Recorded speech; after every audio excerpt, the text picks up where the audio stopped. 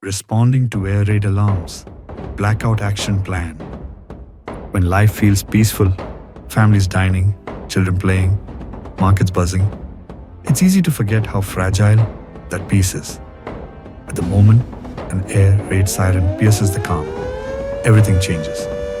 India's safety doesn't begin at the border, it begins with you. When you hear the siren, act fast.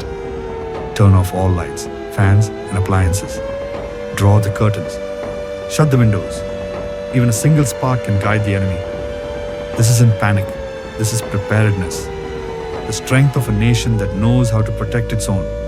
Teach your children what to do. A child pulls the curtain. A teen helps their grandparents turn off the lights.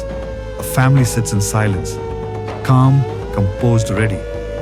Across the city, the spirit awakens. Volunteers check rooftops for light leaks. Women check on elderly neighbors. Soldiers at the border, calm, alert, unwavering. This is India. Every home, a fortress. Every citizen, a shield. In darkness, we don't hide, we unite. From cities to villages, a quiet blackout spreads. Not out of fear, but love. Love for country, love for each other, and belief that in every test, India stands tall.